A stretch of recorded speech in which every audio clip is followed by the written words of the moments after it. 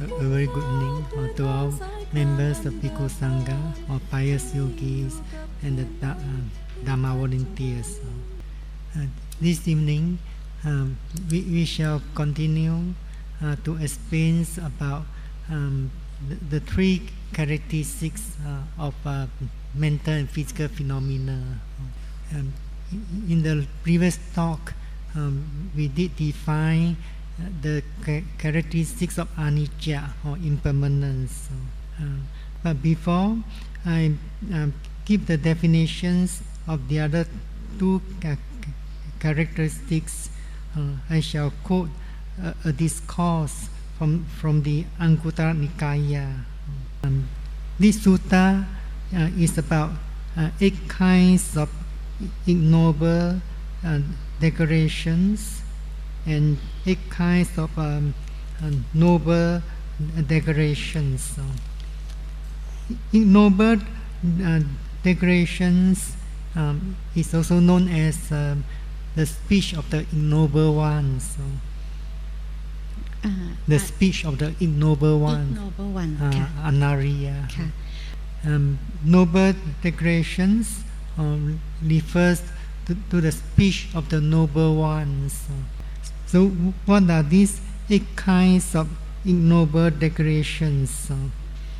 The first, saying that one has seen what one has not seen. Saying that one has heard what one has not heard. Saying that one has sensed of one has not sensed. The fourth, saying that one has cognized what one has not cognized. The fifth, saying that one has not seen what one has actually seen. The sixth, saying that one has not heard what one has actually heard. Seventh, saying that one has not sensed what one has actually sensed. Number 8, saying that one has not cognized what one has actually cognized. So these are the 8 kinds of ignoble decorations.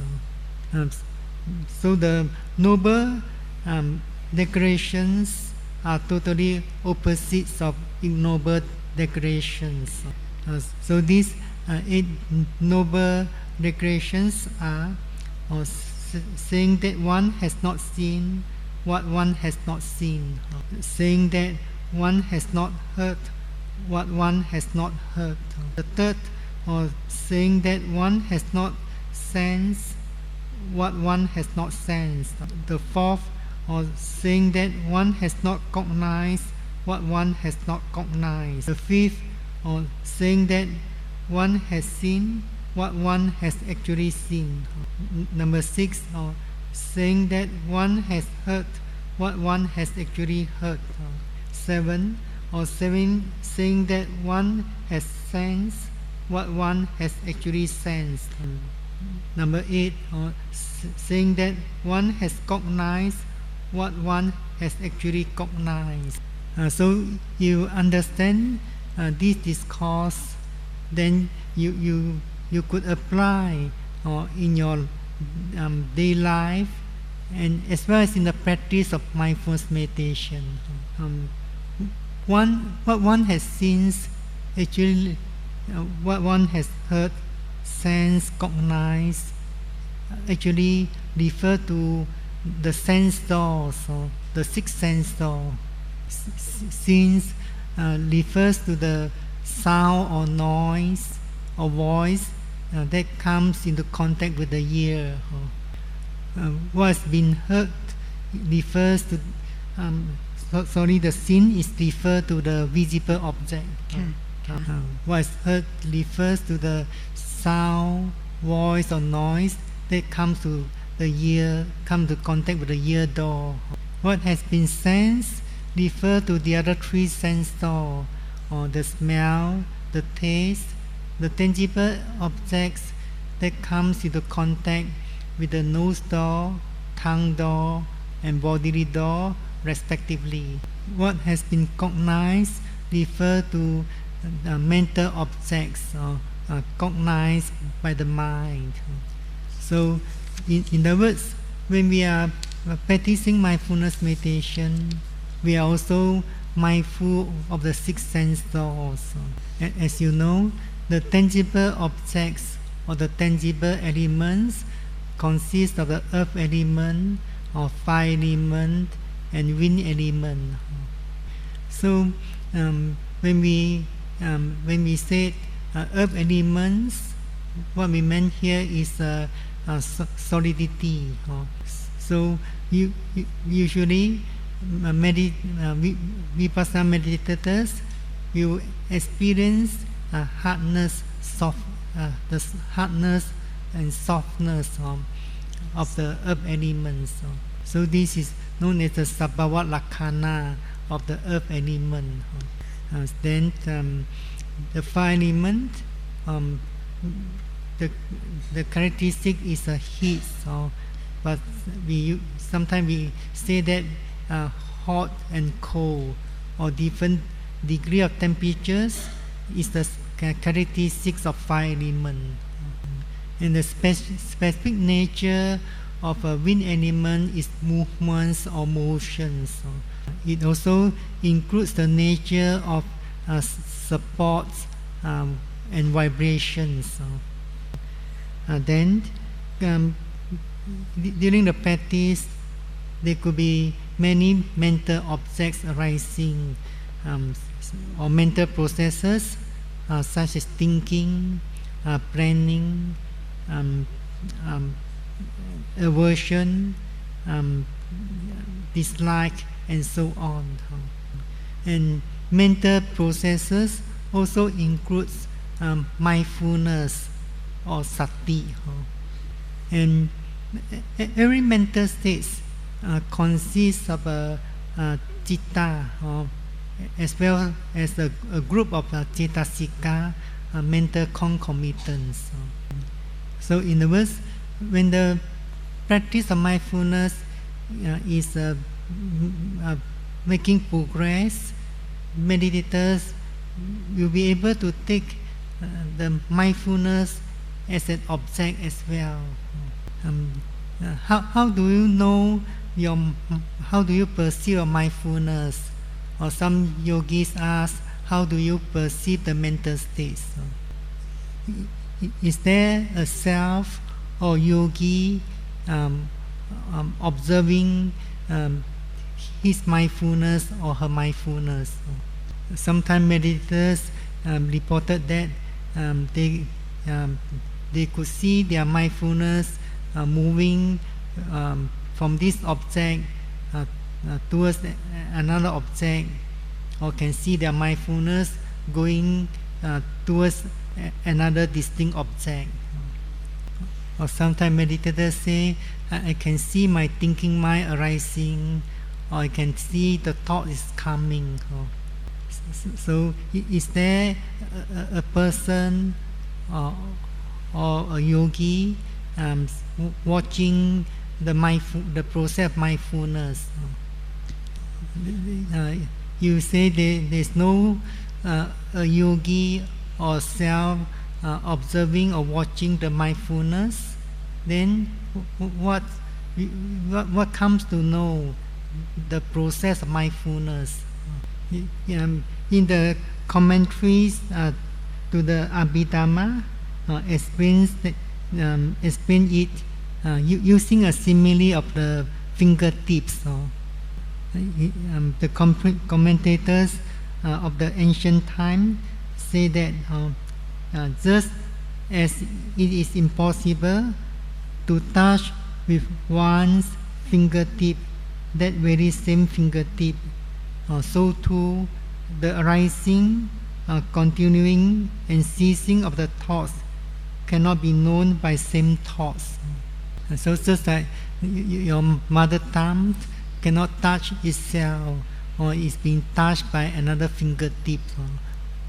But at the beginning of practice, meditators may not be able to realize the process of mindfulness or sati clearly. But when meditators could put forth enough effort, be mindful and note every physical phenomenon or physical process more attentively, energetically and precisely, then they may be able to realize the mental states clearer and clearer. One who has mastered the body also mastered the mind. So here, body refers to various body phenomena. Body means the various body phenomena. Rupa. So when meditators could realize the specific characteristics as well as the common characteristics of physical phenomena, then they could also see the mental states, mindfulness, such as mindfulness, consciousness of hearing, consciousness of seeing clearer and clearer. So in the previous talk, we did define the characteristics of impermanence. In order to realize the nature of impermanence, meditators need to develop moment-to-moment mindfulness. Moment-to-moment mindfulness. For example, it's not enough to note the process of bowing down movements 4 or 5 times or 6 or 7 times. Meditators need to increase the mental noting gradually so that they can see the movements in more and more details.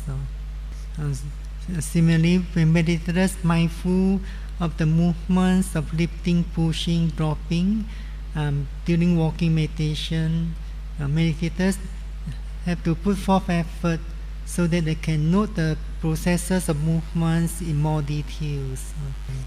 So when meditators could realize various process of movements in the daily activities and walking meditation very well, then they may be able to realize the movements of rising, falling during sitting meditation in details. Then meditators also could realize other phenomena in details, such as phenomena about hot, hardness, or body sensation such as pain, numbness, and so on.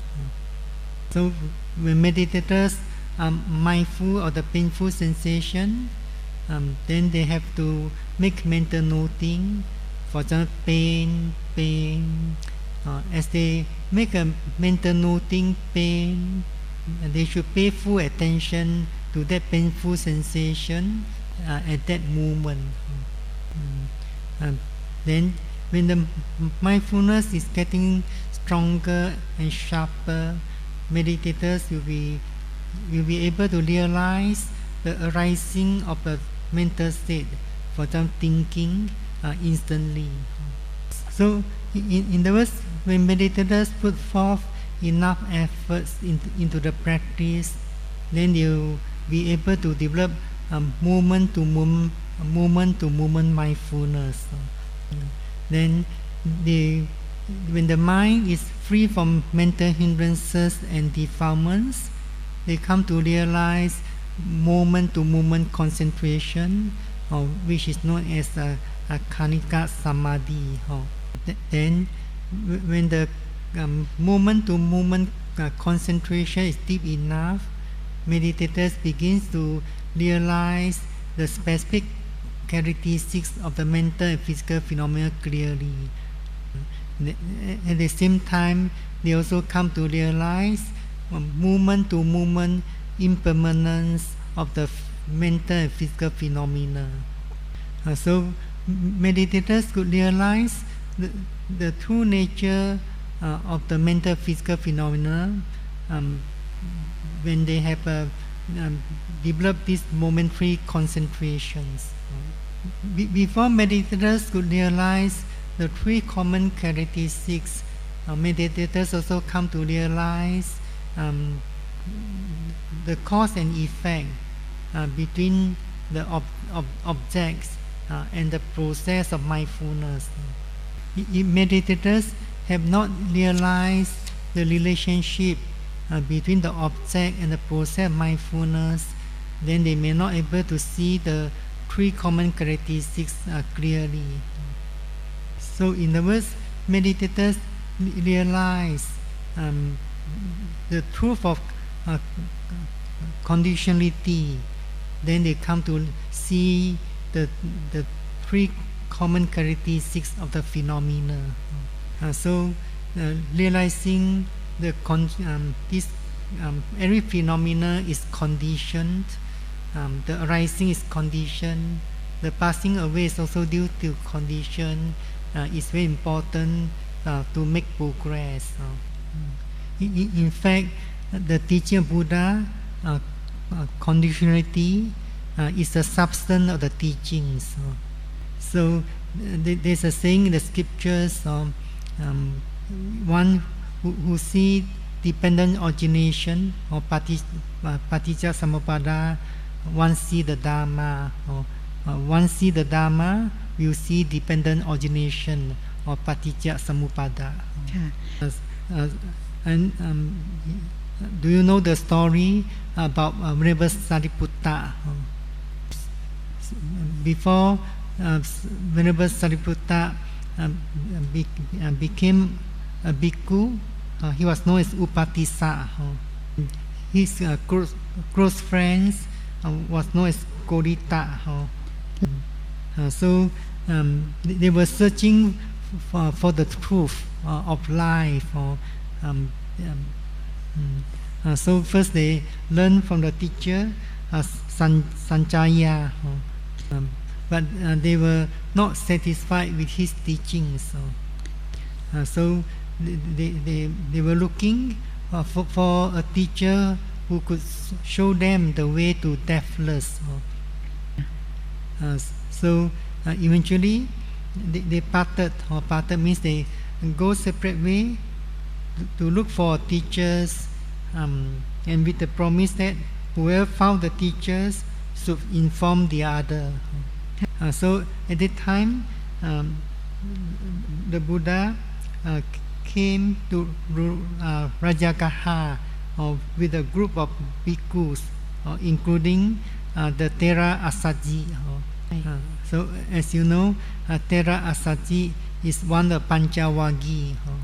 So at that time, Thera Asaji was going on alms round, and Upatissa saw Thera Asaji. This Upatissa was very impressed by the noble countenance of Thera Asaji. So Upatissa approached Thera Asaji respectfully. Upatissa asked the Thera Asaji who is his teacher, what doctrine his teachers taught, and so on. But Thera Asaji said he is newly ordained. He could only taught him briefly the teaching of Buddha. Then Thera Asaji taught him the Dharma in brief.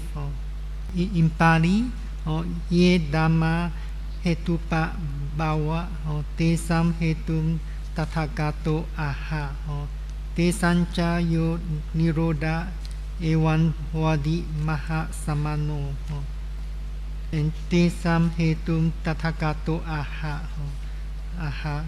So the Buddha, Thera Asaji taught him the gist of the Dharma, the substance of Dharma. So the translations is that there are these Dharma which have a reason because of certain causes. So then our master, the perfect one, has told about these causes. And there's this state where all these dharma and their causes come to cessation. The great samana, mean Mahasamana, or the perfect one, has told of this cessation too. So in other words, before the Buddha appeared in the world, no one understand that everything is arising due to a condition. They thought that every being has a living entity or inner a self, which is everlasting, permanent. Their arising is not due to conditions. So they have the notion there's a permanent entity or everlasting self, everlasting soul. So do you know what are these dharma which have arisen because of certain causes? Do you know what are these dharma which have arisen because of certain causes? What are these dharma? So this dharma refers to nama-rupa, or the five aggregates of clinging. So as you know, five aggregates of clinging is the truth of suffering, or dukkha satya. So why did these five aggregates arise? It's because tanha. Tanha is the truth, the noble truth for the cause of suffering. So the Buddha, or the perfect one, has told about this cause.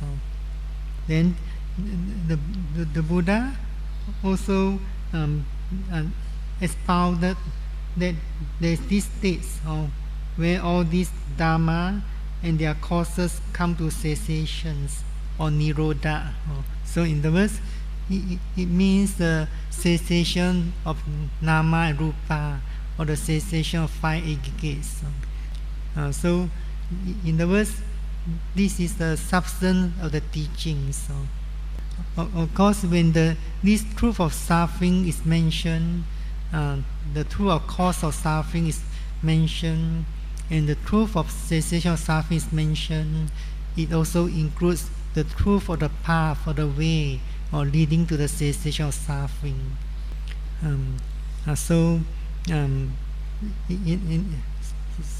at that time, Upatissa, he only heard the first two sentences, then he became enlightened, attained the first stage of enlightenment.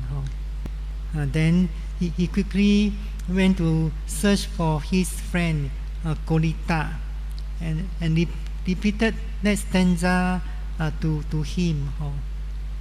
So his good friend Kolita also attained the first stage of enlightenment after listening only to two sentences or two lines. Each stanza consists of four sentences or four lines. So sometimes people may think that one can attain enlightenment by listening to the discourse. So do you think one can attain enlightenment by listening to the teachings of the Buddha? So one has to meditate. How long does one has to meditate? So during the Buddha's time, while listening to the teachings of the Buddha, they could at that time they also could meditate or be mindful of their own mental and physical phenomena immediately. So because they were endowed with paramis, or their paramis are matured and endowed with sharp mental faculties, they could attain the first stage of enlightenment immediately.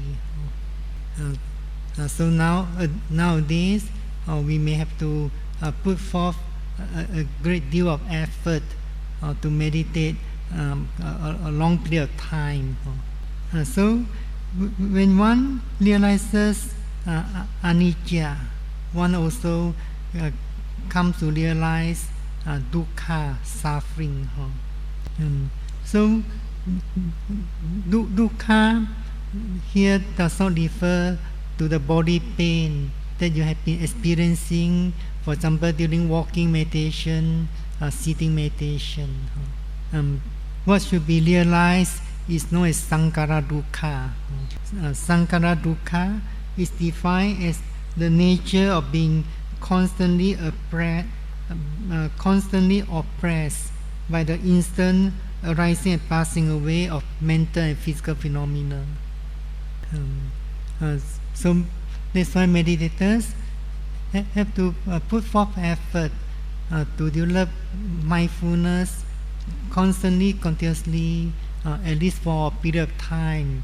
Some meditators have to make aspirations or determination or adhitthana, for example, to develop mindfulness constantly and continuously by noting in details every process movements, every phenomenon, and so on.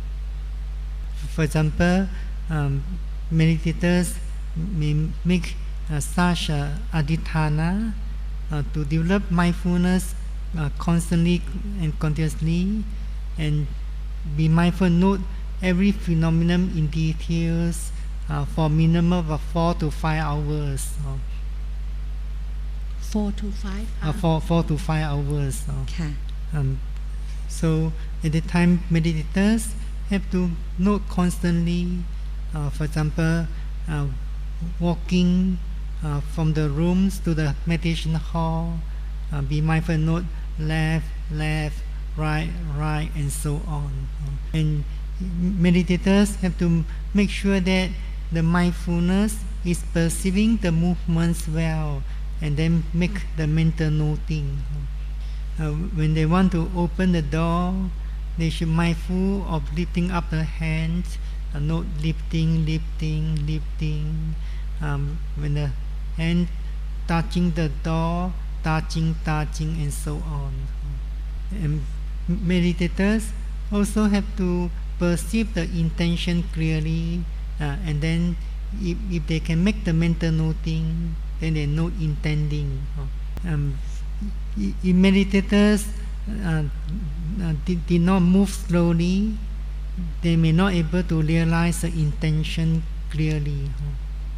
They also need to attain deeper concentration in order to perceive the mental state of intention. Every process of movements is preceded by intention. If meditators has not yet attained momentary concentration, then they may not able to realize the intention clearly. Sometimes that intention also preceded by another intending mind, but usually that intending mind is noted as one thing in English. For example, at the end of sitting meditation, definitely there's a thought arising, wanting to stop or wanting to stand up. So meditators perceive that wanting mind and note one thing. If meditators did not move quickly, they could slow down their movements very much. They may able to see, for example, intention, then opening the eyes, opening. When meditators want to put down one of the hands, there's intention, then lifting, or moving, and so on. So sometimes meditators could perceive there's one thing, to do something, then there will be a rising of intention, then there's a movement. When that movement ended or completed, there will be another intention arising, then the following process will be happening. So when meditators are able to mindful and note every phenomenon in details for 4 to 5 hours, they may be able to gain some experiences. Then they will have confidence to do it for a longer period of time. So although meditators make determination to develop mindfulness and note in details for 4 to 5 hours, they still have to put forth enough effort at other times. It's because constant and continuous mindfulness is an important factor to make progress. But when meditators are able to develop mindfulness and note every phenomenon in more and more details for a longer and longer period of time, then they will make more and more progress. So when meditators could realize impermanence clearly, then they come to realize dukkha. Meditators come to realize the arising and passing away of every phenomenon is very instant. What is suffering is no self. That means there's no inner core. What is suffering is no self. The arising and passing away of the phenomena is beyond control. It's not susceptible to control.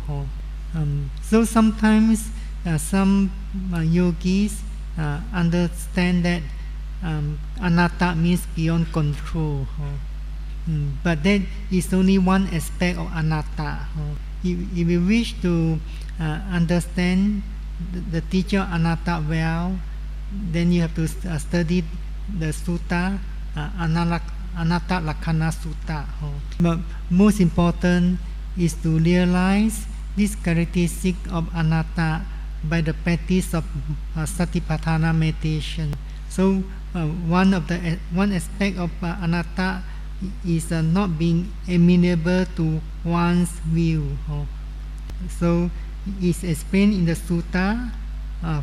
For example, it's not possible to say of the form or the body, or let my body be touched, or let the body not be touched.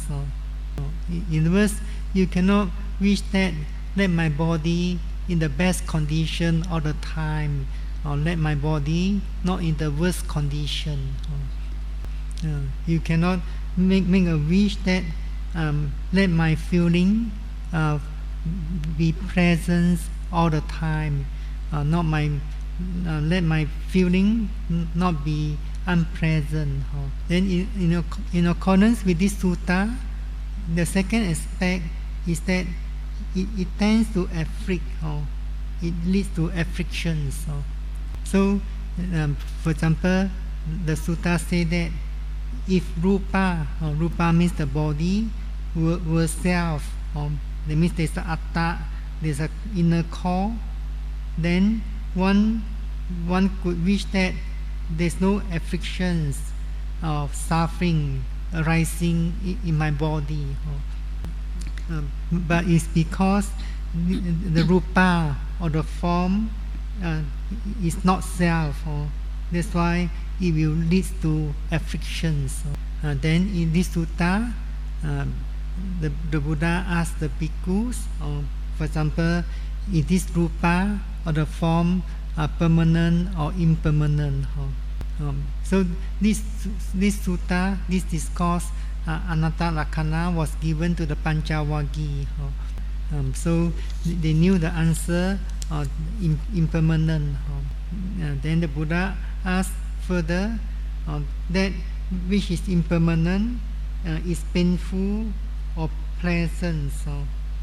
So the answer is painful or dukkha. Then the Buddha asked, that which is impermanent, painful, subject to change, can it rightly be regarded as this is mine, this I am, this is myself? So of course the answer is no. So when one realizes the characteristics of anicca thoroughly, completely, one also realizes the other two characteristics. If one realizes the characteristics of anatta, one also realizes the characteristics of anicca and dukkha. So if meditators is able to realize anicca, but if they say that they could not realize anatta, so in fact it means that he has not yet realized anicca. So sometimes meditators say, I have been realizing anicca dukkha all the times, but yet to see anatta. So actually he has not yet realized anicca dukkha. So if meditator aspire to realize the true nature of mental physical phenomena, they have to put forth effort to develop constant and continuous mindfulness for a longer and longer period of time.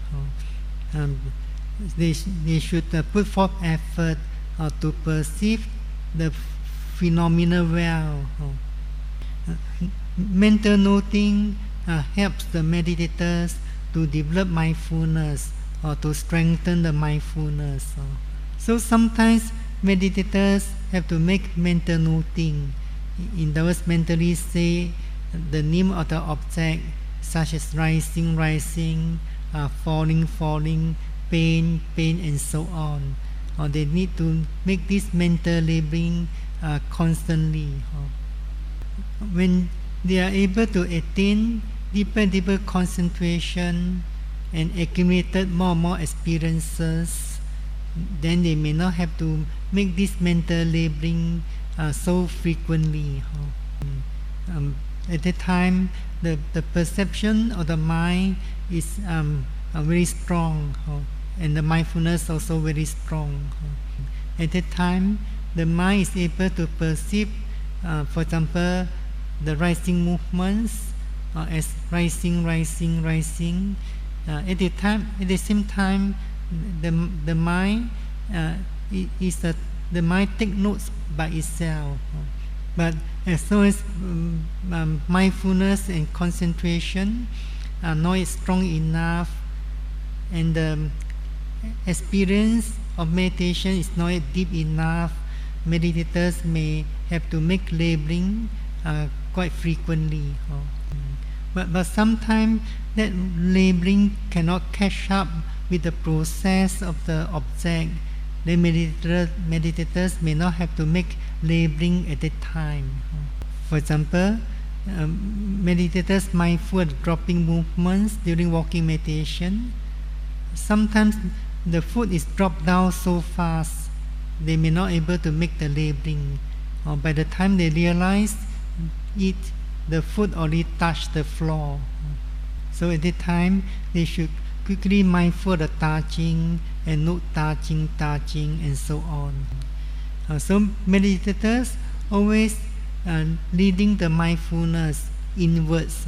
Inwards means watching one's own mind and bodily processes.